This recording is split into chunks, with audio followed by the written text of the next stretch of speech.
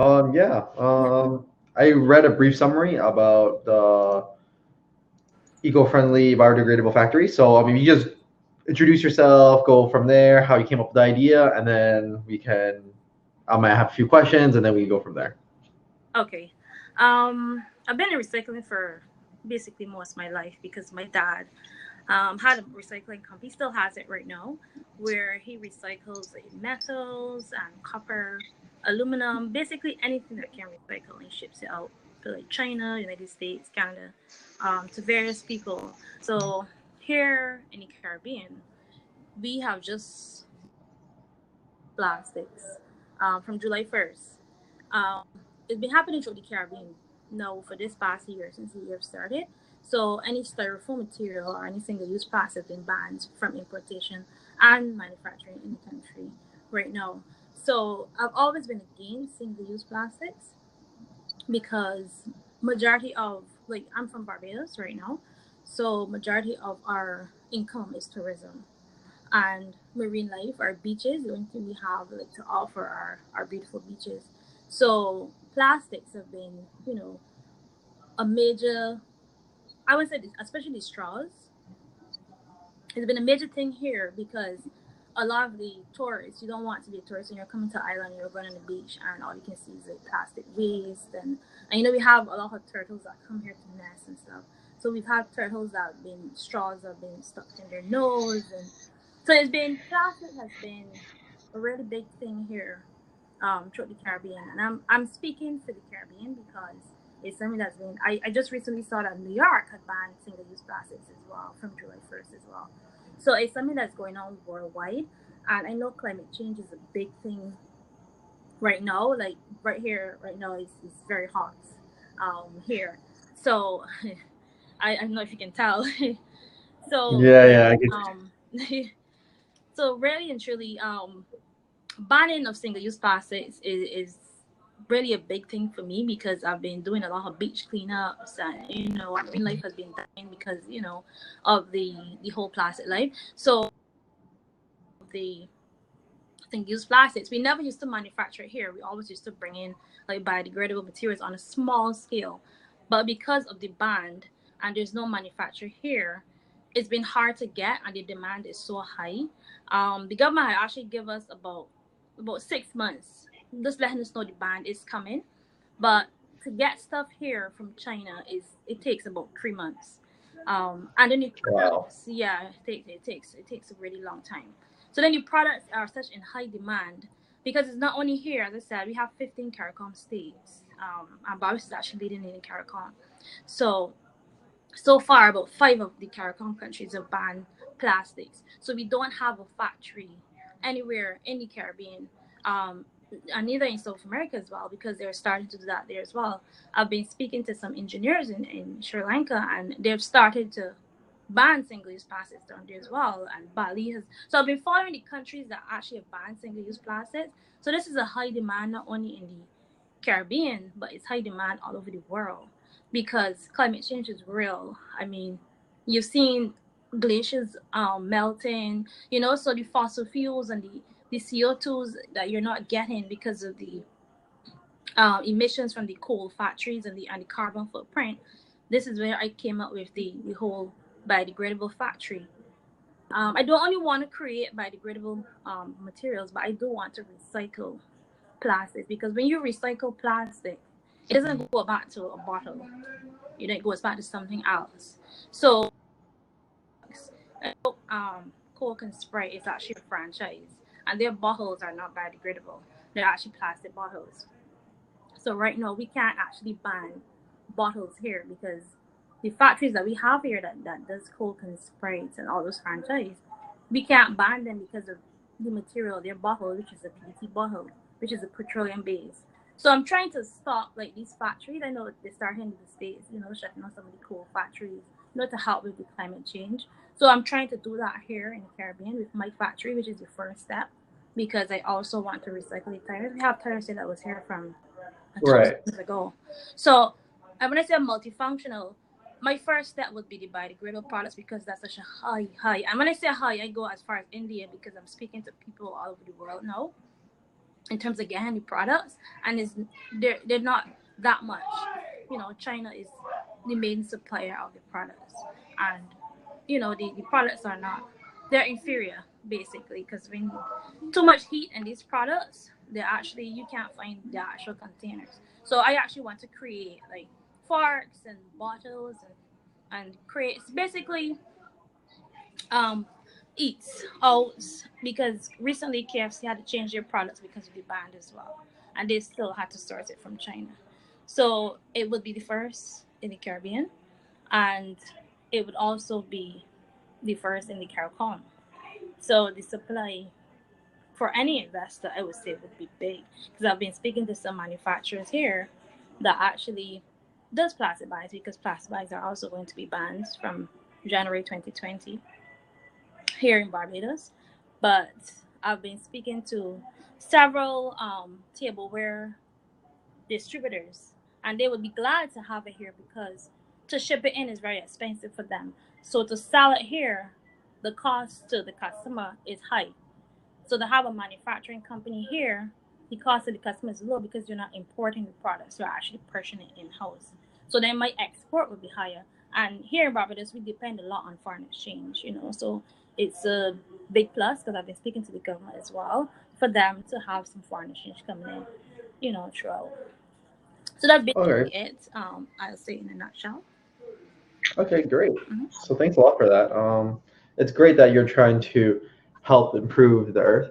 So thank you for that. The thing I wanted to go into is majorly proof of concept.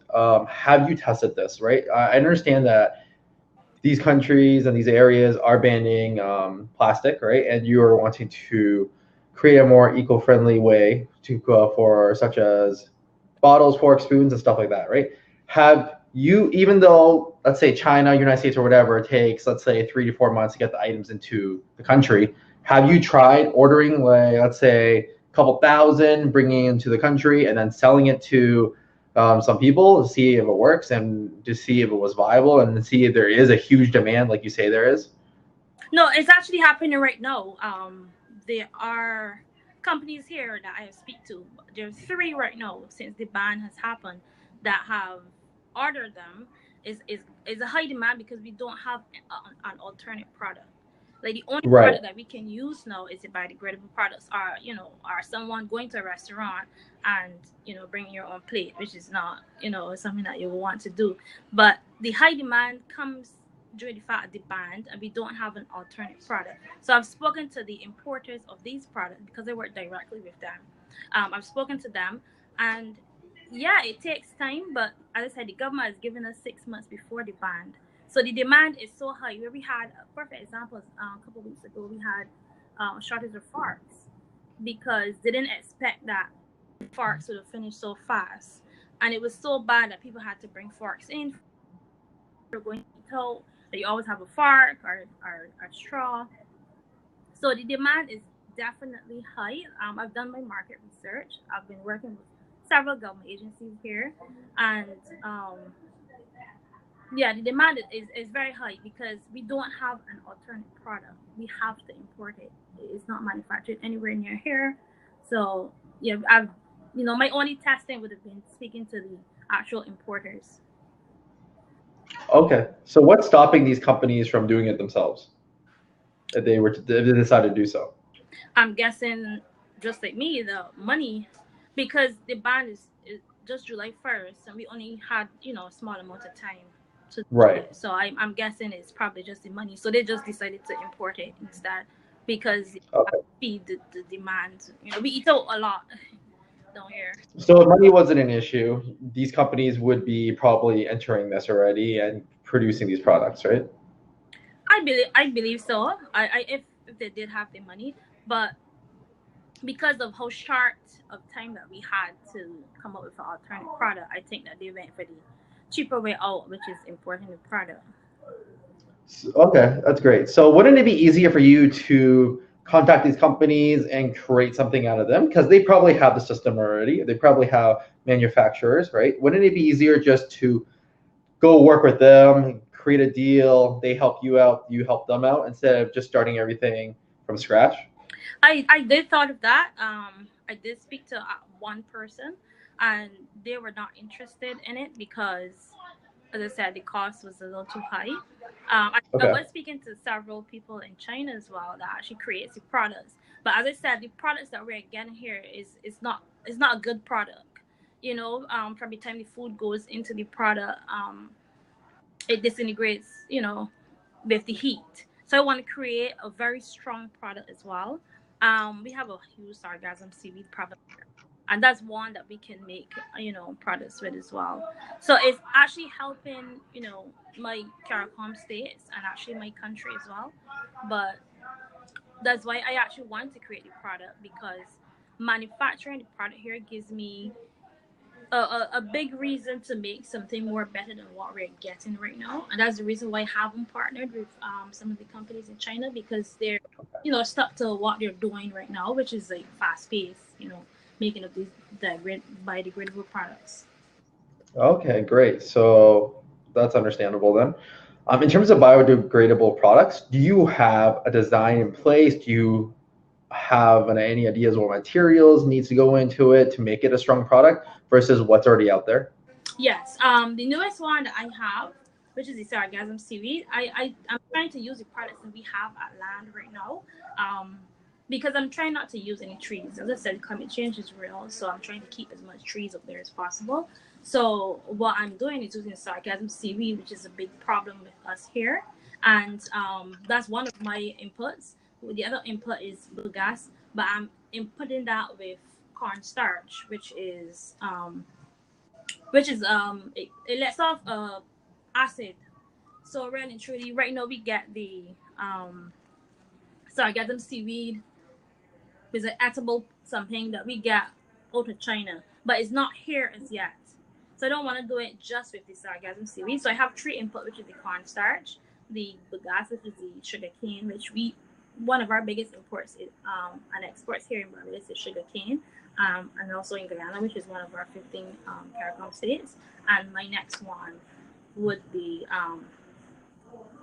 the cornstarch, the sugar cane, and the sargassum seaweed. Those are my three inputs, and I do have all of my designs in place already for all of my products. We actually have a problem here right now where we cannot get rid.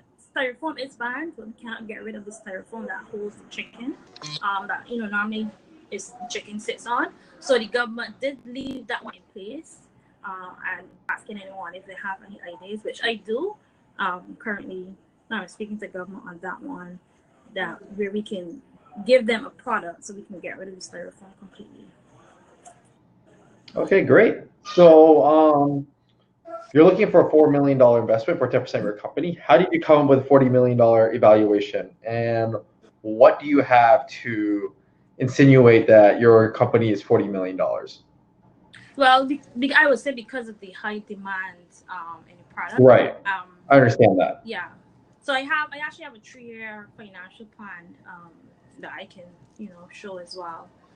But really, I just did the percentage based on that. But if we can talk off air, if you want to talk here, but it can be more than 10% of the company. But that was based on the high demand and the profit calculated financials, what the investor would make back.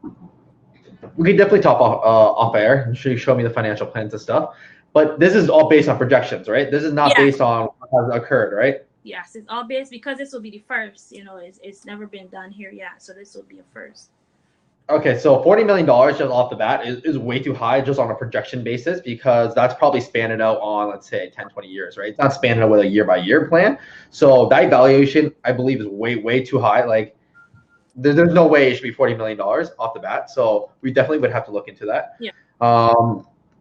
So your proof of concept is just based on what you have seen in supply and demand, right? And that's just projected towards what you would like to achieve, right? So we definitely talk more about that. I like the concept of the biodegradable products. And who would your primary target be? Would it just be South America, or would you be branding it out to the whole world, right? Like, I'm branding out to the whole world. And as I said, I was speaking to some people in Sri Lanka, and so they're about to ban it as well.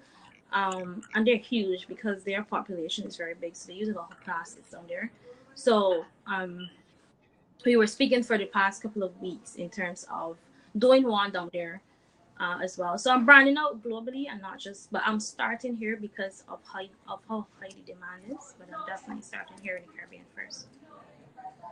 Okay, great to hear. So let's say you were to get to a point where you build this factory, you start doing biodegradable items. What's stopping somebody else from just coming into this area, starting their own manufacturing procedures, undercutting you, and then taking you out? Do you have any protection? What's your plan around that? No, well, there's nothing stopping someone from, creating a factory just like mine's. My protection definitely be registering the company, as best as I can. I don't think I can stop someone from, making other products. I can stop them from making products of how I make it. I can patent it to that effect, but I Exactly. don't think I can stop them from, you know, doing the factory. So I would definitely would patent my idea. That's something that I've been, in discussion with my lawyers about, in terms of doing it. But that would be the only thing that I would say that would stop them. Okay. Assuming this $40 million projection is correct, what would the $4 million go in towards? Actually my projections have the breakdown. The 4 million actually would start it will actually get the first of all of the machinery that actually makes these products, and there are about 4 machines. One of them actually creates like 4 or 5 different products, and then the other four are like the straws and the cups, but majority of machines do more than one thing. So there's machines basically, and getting the factory up and running, marketing, sales, because getting your sales, but definitely sales will be done while the factory is actually going on. So that's majority of it. But I have it broken down in my financials as well. Okay, that's everything on my end. Thank you for your time, Shakira. Okay, thank you. All right, we'll be in touch.